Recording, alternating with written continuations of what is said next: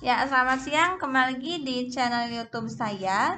Kali ini kita akan membahas salah satu materi di akuntansi keuangan lanjutan, di mana kita masih membahas tentang pencatatan yang bisa kita lakukan ketika melibatkan dua belah pihak, baik itu pihak internal dan pihak eksternal.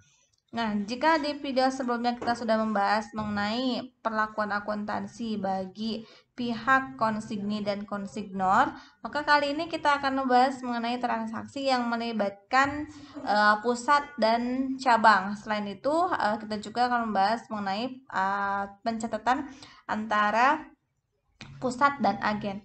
Nah, agen dan cabang itu ada mengalami perbedaan ya, jadi tidak sama. Sehingga kita harus tahu dulu nih, apa perbedaan antara agen dan cabang. Jika dilihat dari sisi definisinya, untuk agen di mana dia cakupan operasinya cenderung lebih sempit dibandingkan dengan cabang. Lalu untuk yang sistem informasi akuntansinya, biasanya kalau agen itu tidak melakukan pencatatan dari mulai bukti transaksinya itu harus di jurnal, lalu kita masuk ke buku besar dan seterusnya sampai ke pembuatan laporan keuangan yang berkaitan dengan perusahaan terkait. Sehingga di sini apa sih perbedaan antara agen dan cabang? Nah, untuk lebih memperjelas perbedaan antara kedua jenis usaha ini, di sini ada ilustrasi di mana ada cabang dan agen. Untuk contohnya saya ambil cabang itu BJB. Nah, kalau kita lihat BJB itu kan biasanya dia memiliki logo sendiri, dia memiliki bangunan sendiri, dan aset yang dimiliki baik di pusat ataupun cabang cenderung mereka memperoleh sendiri. Sehingga ketika pusat membuka cabang di Suci contohnya, nah BJB Suci itu biasanya memiliki seperti komputer khusus cuci, lalu untuk mejanya juga khusus cuci, sehingga semua aset yang dimiliki oleh Suci itu dibeli dari kas yang dimiliki oleh BJB yang ada di Sucinya, sehingga si BJB Suci memiliki aset, BJB Pusat itu memiliki aset. Maka dari itu antara cabang dan pusat itu mereka masing-masing memiliki aset sendiri. Nah, untuk BJB kan banyak ya, banyak lokasinya. Kita contohkan ada BJB Bandung, BJB Cirebon, dan BJB Purwakarta. Karena di sini mereka memiliki aset sendiri, kewajiban sendiri, dan hutang sendiri, maka otomatis mereka pun akan membuat laporan keuangan sendiri. Sehingga ketika ada transaksi yang terjadi di pusat, maka pusat akan membuat laporan keuangan, dan ketika di cabang Bandung, Cirebon, dan Purwakarta pun mengalami transaksi, maka mereka pun akan melakukan proses siklus akuntansi sehingga mereka pun akan menghasilkan laporan keuangan. Nah, baik itu sampai di sana paham mungkin ya. Nah, lalu ketika si BJB pusat itu menghasilkan laporan keuangan dan BJB cabang juga menghasilkan laporan keuangan, kita ketahui bahwa cabang-cabang yang ini itu tidak berdiri sendiri, tapi cabang ini merupakan bagian dari si BJB pusat. Sehingga semua laporan keuangan yang ada di cabang-cabang tersebut nantinya di akhir periode itu akan digabung ke dalam laporan keuangan yang pusat. Sehingga pusat ketika dia sudah membuat laporan keuangan khusus dia juga akan membuat laporan keuangan gabungan. Antara mana nih? Antara si laporan keuangan pusat dan laporan keuangan semua cabang yang dimilikinya. Maka dari itu ketika kita lihat di bursa-bursa yang bisa diakses laporan keuangannya, atau kita bisa melihat di web perusahaan yang mempublish laporan keuangan mereka, laporan keuangan yang dipublish itu bukan laporan keuangan sendiri, tapi merupakan laporan keuangan gabungan atau laporan keuangan konsolidasi. Nah, sehingga ketika kita mendownload satu laporan keuangan yang sudah dipublish, laporan keuangan tersebut memuat informasi pusat dan informasi yang cabang. Maka dari itu, yang pertama, selain cakupannya itu luas, selain si pusat dan cabang itu memiliki dan melakukan sistem informasi akuntansi sendiri, mereka pun melakukan transaksi yang cukup luas.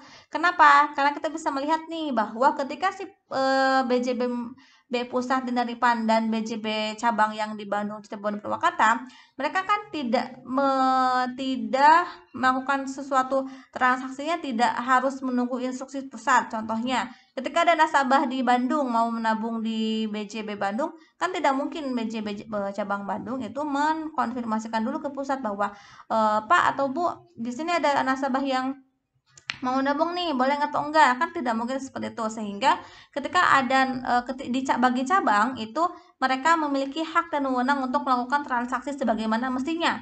Semua transaksi yang bisa dilakukan oleh pusat dalam melayani nasabah bisa juga dilakukan oleh cabang, sehingga untuk wilayah cakupan transaksi dan ruang lingkup transaksinya itu bagi cabang, antara pusat dan cabang itu lebih luas dibandingkan yang agen.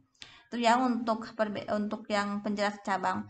Lalu untuk agennya bagaimana? Nah, tapi kalau untuk agen itu berbeda nih ya dengan cabang. Kalau untuk agen, contohnya di sini ada Umama. Umama itu merupakan salah satu produsen kerudung. Contohnya ya, di mana dia lokasinya contohnya kita di Pasar Baru. Nah, si Umama ini karena dia memproduksi sendiri lalu mendistribusikan oleh dia, ternyata hasil distribusi kerudung yang dilakukan di Pasar Baru tidak mencapai target yang maksimal kalau dia hanya memasarkan di Pasar Baru saja. Padahal jika kita melihat dari masyarakat yang ada di Indonesia kan cenderung muslim, sehingga Umama memiliki ide nih bagaimana ya kalau sepertinya produk kerudung-kerudung yang sudah kita produksi ini tidak hanya dipasarkan di Pasar Baru saja, tapi kita juga memasarkannya atau memasarkan ke daerah-daerah lain. Tapi kita memiliki kendala modal nih. Kita nggak mungkin kita membuka cabang di Bandung, tidak mungkin juga membuka cabang di Cirebon atau Purwakarta, karena ketika membuka cabang si pusat harus mengeluarkan modal terlebih dahulu untuk mendanai si cabang. Maka dari itu salah satu strategi manajemen yang bisa dilakukan oleh si Umama untuk memasarkan produk-produknya, dia membuka agen, bekerjasama dengan pihak masyarakat. Siapa nih yang mau menjadi agen Umama dalam memasarkan produk-produk kita? Nanti kalau sepertinya ada masyarakat yang berminat, maka kan tinggal biasanya sistemnya itu kan bagi hasil ya. Nah, untuk agen itu biasanya harga produk yang dijual di Umama, contohnya untuk produk kerudung yang segi 4 harganya 25.000. Nah, semua agen itu pasti memasarkan dengan harga yang serupa dengan pusatnya 25.000. Nah, keuntungan bagi si agennya apa dong? Nah, di sini kan ada jasa dari memasarkan ya, sehingga si agen itu memiliki bonus nih atau memiliki imbal jasa yang fee ketika dia mampu memasarkan produk Umamanya. Atau si Umama juga bisa menetapkan bonus. Jadi siapa yang mampu menjual 100 kerudung Umama ke masyarakat dapat bonus 1 juta contohnya tuh. Itu kan trik marketing yang dilakukan oleh Umama. Sehingga di sini untuk agen itu cenderung lebih sempit. Kenapa? Karena si agen-agen yang contohnya di sini ada Raihana, Salemba dan Negrai. Nah, toko-toko ini dia tidak memasarkan produk Umama saja, ada dari Joya, ada dari Rabani contohnya ya ini mah. Nah, sehingga ketika dia memasarkan produk Umama, dia tidak perlu membeli memeja yang tidak perlu memiliki meja yang dibeli dari uang si Umama, tapi dia hanya menyediakan lapaknya saja, tapi produk yang dijual yang berbagai macam, bisa salah satunya Umama. Sehingga di sini si agen yang Raihana, Salemba dan Nugraya tidak perlu memiliki aset atas si Umama, dia hanya memiliki aset dia saja.